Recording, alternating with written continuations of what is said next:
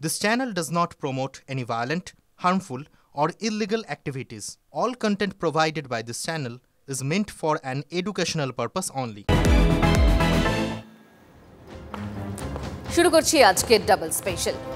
বিদ্রোহ আজ, বিদ্রোহ চারিদিকে, বিদ্রোহ আজ বিদ্রোহী বটে। পাকিস্তানের ভেতরে, অভ্যন্তরে, অন্তর্কলহে জেরবার পাকিস্তান। বালুচিস্তান থেকে সিন্ধ প্রদেশ বা খাইবার পাখতুনখোয়া, বিক্ষোভের আগুন সর্বত্র। তাই আমাদের আজ পাকিস্তানের দিকে নজর রাখতেই হচ্ছে। বালুচদের এই ক্ষোভের কারণ কি? আসিম মুনিররা কিভাবে হিমশিম খাচ্ছেন সে কথাই বলবো আজ। হিমশিম খাচ্ছেন তো এই প্রজন্মের বাবা মায়েরাও। কচি কাচাদের চোখ তো শুধুমাত্র মোবাইলে। ভয়ঙ্কর ক্ষতি, বাচ্চাদের স্ক্রিন টাইম লাফিয়ে লাফিয়ে বাড়ছে। সেটা কতটা খারাপ পর্যায়ে পৌঁছে গেছে যে রায়পুরে এমসের একটা সমীক্ষায় সেই তথ্যই উঠে এসেছে। বলবো সে কথা হবে আজ। তবে শুরু করি পাকিস্তানের কথা দিয়েই।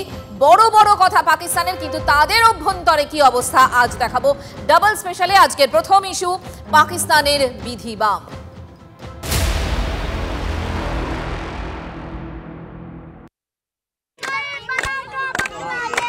आज बनेगा सिंधु देश, आज बनेगा सिंधु देश, आज बनेगा सिंधु देश, आज बनेगा सिंधु देश। স্লোগানটা শুনলেন? কাল বনা থা বাংলাদেশ, আজ বনেগা সিন্ধু দেশ। মাস দুয়েক আগে এই স্লোগান মুখে মুখে উঠেছিল পাকিস্তানের সিন্ধ প্রদেশে। ভাইরাল হওয়া ভিডিওতে একটা শিশুর সঙ্গে গলা মেলাতে দেখা যাচ্ছে বড়দের। এ তো সিন্ধ প্রদেশের কথা। আর পাকিস্তানের গলার কাঁটা, সব থেকে বড় কাঁটা এর মুহূর্তে দেশের সব থেকে বড় অংশ বালুচিস্তান। বালুচিস্তান থেকে সিন্ধ প্রদেশ বা খাইবার পাখতুনখোয়া, সর্বত্র বিক্ষোভের আগুন। কিভাবে টুকরো টুকরো হতে চলেছে পাকিস্তান দেখে নেব। মানচিত্রের মাধ্যমে একটুখানি বোঝানোর চেষ্টা করব আপনাদের এই মুহূর্তে। দেখুন, টুকরো টুকরো পাকিস্তান আমরা যদি বলি এইভাবে, কেন বলবো না, তার কারণ দেখুন এইভাবে পাকিস্তানের আমরা দেখিয়েছি। একদিকে খাইবার পাখতুনখোয়া, আগুন জ্বলছে, বিদ্রোহের আগুন। বালুচিস্তান, আগুন জ্বলছে, বিদ্রোহের আগুন। সিন্ধ প্রদেশ, বিদ্রোহের আগুন কিভাবে জ্বলছে। এবং তার ফলে আপনারা এই ম্যাপটা দেখেই বুঝতে পারছেন যে পাকিস্তানের ভেতরে বিভিন্ন জায়গায় অন্তত 4টে প্রদেশের 3টে কার্যত নিয়ন্ত্রণ নেই এই মুহূর্তে। দিকে দিকে ডামাডোল, এবং পাক প্রশাসন বলে যে আদৌ কিছু আছে তা একেবারে বোঝাই দুষ্কর। বালুচ, সিন্ধ থেকে খাইবার, ভিতরে ভিতরে ভেঙে একেবারে চুরমার পাকিস্তান। ঘোর দুর্বিপাকে শাহবাজ শরীফের দেশ। আর এর মধ্যে সব থেকে বেশি ঝামেলা এই বালুচিস্তান নিয়ে। সেনা ঘাঁটিতে হামলা, পুলিশ চৌকিতে হানা, সেনাদের অপহরণ, যা ইচ্ছে তাই করছে বালুচিস্তানের বাসিন্দারা। পাকিস্তানের প্রতিরক্ষা ব্যবস্থার গালে কষিয়ে চর মেরেছে বালুচিস্তান লিবারেশন আর্মি। যে আর্মি বড় বড় কথা বলে। যাত্রী বোঝাই আস্ত ট্রেন অপহরণ করে তারা। কোয়েটা থেকে পেশোয়ারগামী জাফর এক্সপ্রেসে 450 যাত্রী ছিলেন। ট্র্যাকে বিস্ফোরণ ঘটিয়ে ট্রেনটিকে লাইনচ্যুত করে দেয় বিএলএ। কিচ্ছু করতে পারে না পাকিস্তান আর্মি। তারপর যাত্রীদের অপহরণ করা হয়। পুরুষ পণবন্দীদের মধ্যে অধিকাংশই ছিল পাক সেনাবাহিনীর সদস্য। মহিলা শিশুদের পণবন্দী করা হয়নি। এমনকি পরিচয়পত্র যাচাই করে বালুচ নাগরিকদেরও ছেড়ে দেওয়া হয়। বালুচ বিদ্রোহে বেসামাল পাকিস্তান। আসলে 12 বছর ধরে চলা চীন পাকিস্তান অর্থনৈতিক করিডোর বা সিপিইসি কে কেন্দ্র করে পাকিস্তানের সব থেকে বড় প্রদেশে তীব্র হয়েছে এই ক্ষোভ। সেখানকার সশস্ত্র বিদ্রোহীরা বারবার এই প্রকল্পে কর্মরত চীনা নাগরিকদের নিশানা করেছেন। প্রশ্ন উঠেছে, কেন বালুচিস্তানের বিদ্রোহ এত প্রাসঙ্গিক হয়ে উঠল? তার কারণ লুকিয়ে এখানকার ভৌগোলিক আর প্রাকৃতিক কারণে। কেন গুরুত্বপূর্ণ এই বালুচিস্তান বোঝাই আপনাদের। দেখুন, পাকিস্তানের বৃহত্তম প্রদেশ হচ্ছে এই বালুচিস্তান, যেখানে 44% হচ্ছে এই এলাকায় রয়েছে। এরপর মূলত জাতিগত বালুচ সংখ্যালঘুদের আবাসস্থল হচ্ছে এই বালুচিস্তান। পাকিস্তানের অন্যতম খনিজ সম্পদে পরিপূর্ণ এই এলাকা, অত্যন্ত ইম্পর্টেন্ট এই পয়েন্ট। এবং এখানেই পাকিস্তানের সোনা এবং ইউরেনিয়ামের খনি রয়েছে, খনিজ পদার্থ। এবং 1999 সাল বালুচিস্তানে পরমাণু বোমার পরীক্ষা ইসলামাবাদের। এক্ষেত্রে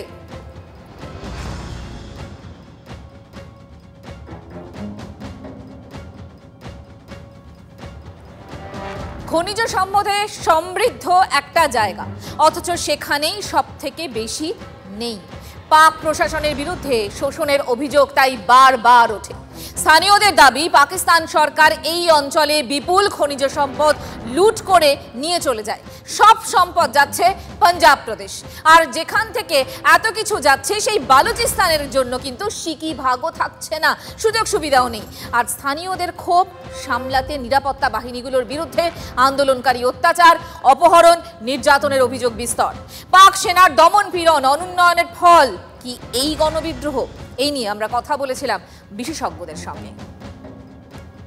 এটা ক্ষোভ জন্মেছে শুধু বালুচিস্তানের মানুষদের মধ্যে তা নয়, এই বঞ্চিত থাকতে থাকতে বালুচিস্তানের যে ব্যবসায়িক মানসিকতাটা আছে, যেটা পাকিস্তানের মধ্যে গোটা অর্থনৈতিক স্নায়ুতন্ত্রটা তৈরি করেছে, এই ব্যবসায়িক কমিউনিটিগুলো বালুচিস্তানের এগেনস্টে চলে গেছে পাকিস্তানের। এবং আজকের ডেটে বালুচিস্তানের সাধারণ মানুষজন বুঝে গেছে যে শুধুমাত্র ল্যান্ড অফ বালুচিস্তানকে বারংবার শুষে তাদেরকে ব্যবহার করে এগিয়ে যেতে চায় পাকিস্তানের ইকোনমি, অথচ তাদেরকে কোনোভাবে রেকগনিশন দিতে তারা চায় না। শুধু তাই নয়, বালুচিস্তানবাসীর ক্ষোভের আরও একটা কারণ হচ্ছে চীন। চীন পাকিস্তান অর্থনৈতিক করিডোর নির্মাণ ঘিরে এই সংঘাত বেড়েছে। ভূমিপুত্রদের অভিযোগ, প্রকল্পের অজুহাতে এই অঞ্চলে উপনিবেশ গড়ে তুলতে চাইছে চীন। আশ্চর্যের বিষয় হলো, যে অংশ পাকিস্তানের রসদ দেয় তারাই সব থেকে বেশি অবহেলিত। একবার দেখাই পরিসংখ্যান, তাহলে বুঝতে পারবেন বিদ্রোহের আগুন জ্বলছে কিভাবে বালুচিস্তানে। বঞ্চিত বালুচিস্তান, এইভাবেই যদি আমরা বলি, বালুচিস্তানের 70% বাসিন্দা দারিদ্র সীমার নিচে বাস করেন।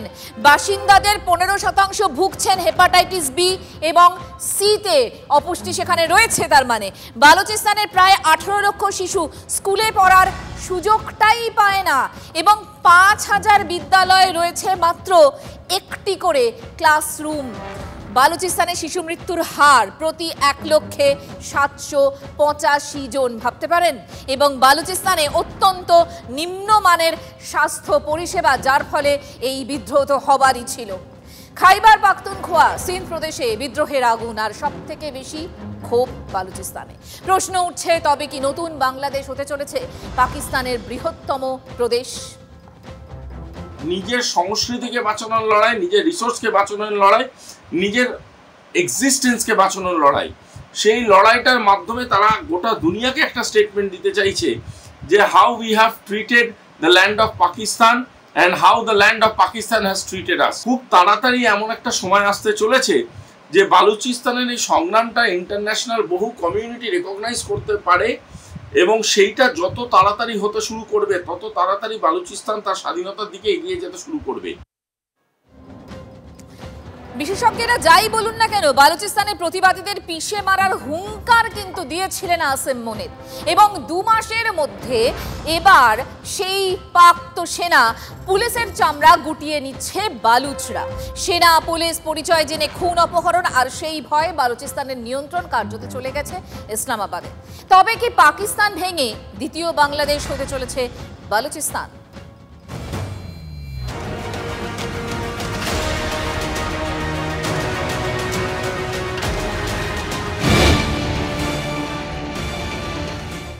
বালুচিস্তানে হামলার তীব্রতা বাড়ালেন স্বাধীনতা সংগ্রামীরা। পাকিস্তানের দুরবস্থার ফের একটা প্রকাশ পেয়ে গেল বিশ্বের কাছে। পুলিশ আগেই পালিয়েছিল, এখন সেনাও পালালো। ফিল্ড মার্শাল আসিম মুনিরের আস্ফালন গেল কোথায়? পাক সেনাঘাঁটি, পুলিশ ক্যাম্প লক্ষ্য করে 24 ঘন্টায় 50-এর বেশি হামলা। থমকে ট্রেনের চাকা, অনিয়মিত ইন্টারনেট। চীন পাকিস্তান অর্থনৈতিক করিডোরের নিরাপত্তা বিঘ্নিত। বিএলএফ এর অপারেশনে বামে পাকিস্তানের বিধি বাম। প্রশ্নটা তাই জোরালো হয়েছে, বালুচিস্তানের রাশ আরও আলগা হচ্ছে পাকিস্তানের। জাফর এক্সপ্রেসে হামলার 4 মাস পর আবার বিরাট আঘাত বালুচ স্বাধীনতা সংগ্রামীদের। মঙ্গলবার রাত থেকে তা হারে হারে টের পাচ্ছে পাকিস্তান। পঞ্জগুর, সুরাব, কেচ, খারান জেলার একটা বড় অংশ তাদের নিয়ন্ত্রণে। একের পর এক পাক সেনা পুলিশ খতম, এমনটাই দাবি বালুচিস্তান লিবারেশন ফ্রন্টের। গত কয়েক বছরে বালুচিস্তানে এটাই সবচেয়ে ব্যাপক এবং সংগঠিত আক্রমণ। বিএলএফ এর অভিযোগ, দিনের পর দিন বালুচিস্তানের প্রাকৃতিক সম্পদ লুট করে চলেছে পাকিস্তান। জনগণের মৌলিক অধিকার কেড়ে নেওয়া হয়েছে, আর সেজন্য বালুচিস্তানের প্রাদেশিক সরকারের বিরুদ্ধে টানা লড়াই। মিশনের নাম দেওয়া হয়েছে অপারেশন বাম, যার অর্থ নতুন ভোট। বিএলএফ এর মুখপাত্র দাবি, এই অপারেশন বালুচিস্তানের স্বাধীনতায় নতুন অধ্যায় হতে চলেছে। পাকিস্তানের বৃহত্তম প্রদেশ হলেও অন্য প্রদেশগুলির নিরিখে জনসংখ্যা অনেক কম। দেশের সবচেয়ে কম জনবহুল এই প্রদেশের বাসিন্দারা বহুদিন ধরেই পাক প্রশাসনের বিরুদ্ধে অর্থনৈতিক শোষণ, দমন নীতির অভিযোগ তুলে আসছেন, আর তার ফল দিকে দিকে বিদ্রোহ। এদিকে বালুচ লিবারেশন আর্মির পর হামলায় নাজেহাল পাক সেনা। সূর্য ডুবলে বালুচিস্তানের দিকে পা ফেলতেই ভয় পায় তারা। এবার তার মধ্যে শাহবাজ শরীফের নতুন আতঙ্ক বালুচিস্তান লিবারেশন ফ্রন্ট। কে এই বিএলএফ? 20 বছর ধরে পাক সেনার সঙ্গে তারা লড়ছে। দক্ষিণ পশ্চিম পাকিস্তানের একটা অংশে তারা সক্রিয়। এবছরে বালুচিস্তানে পর হামলা হচ্ছে। মার্চে জাফর এক্সপ্রেস অপহরণ করে 64 জনকে হত্যা করা হয়। মে মাসে অপারেশন হেডফ 2-তে নিহত হয় 102 জন পাক সেনা। আর এবার অপারেশন বাম। তাতেই বিধি কতটা বাম হতে পারে তা ভালো মতো বুঝতে পারছে পাকিস্তান। পাকিস্তানের সত্যি বিধি বাম, আর আমাদের কচি কাঁচাদের ঘন্টার পর ঘন্টা স্ক্রিন টাইমের দৌলতে তাদের তো স্বাস্থ্যের 12টা বাজার একেবারে জোগাড়। চোখ রাখবো আজকের ডাবল স্পেশালের দ্বিতীয় ইস্যু। আজকের দ্বিতীয় ইস্যু স্ক্রিন বন্দি শৈশব।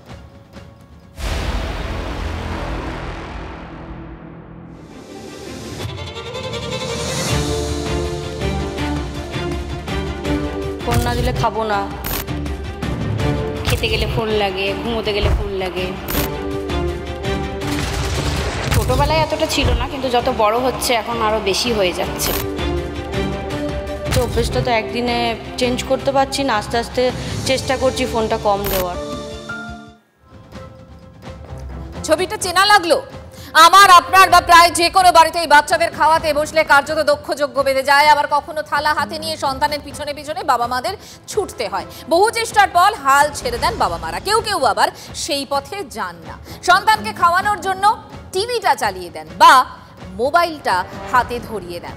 এমন ঘটনা আশেপাশে প্রায় প্রত্যেকটা ঘরে। তার উপর কোভিড আবহে চালু হয়েছিল এই অনলাইন ক্লাস। এখন অফলাইন চললেও বদ অভ্যাস কিন্তু আর কাটেনি। এর ফলে বাচ্চাদের স্ক্রিন টাইম লাফিয়ে লাফিয়ে বাড়ছে। সেটা কতটা খারাপ পর্যায়ে পৌঁছে গেছে, রায়পুর এইমসের একটা সমীক্ষায় সেটা উঠে এসেছে। প্রথমে সেটাই আপনাদের দেখাই। দেখুন, বিপদসীমার উপরে বলছে ভারত। বয়স যদি আমরা ধরি অনূর্ধ্ব 5, মানে 5-এর নিচে যাদের বয়স, তাদের স্ক্রিন টাইম হচ্ছে 2.2 ঘন্টা, মানে 2 ঘন্টারও বেশি সময় ধরে তারা দেখছে। আবার 0 থেকে 2, মানে একেবারে কচি কাচারা, তাদের হচ্ছে 1 ঘন্টারও বেশি সময় তারা স্ক্রিন টাইম রয়েছে, মানে মোবাইল দেখছে। বিশ্ব স্বাস্থ্য সংস্থার বিধি, বয়স হচ্ছে অনূর্ধ্ব 5 থেকে 5 বছর যদি হয় তাহলে স্ক্রিন টাইম 1 ঘন্টার বেশি নয়। আবার যদি 0 থেকে 1 হয় তাহলে কোনো রকম ভাবেই যেন মোবাইলের ধারে কাছে তারা না যায়। এবং 1 থেকে 2 বছর যাদের বয়স তাদের 1 ঘন্টারও কম।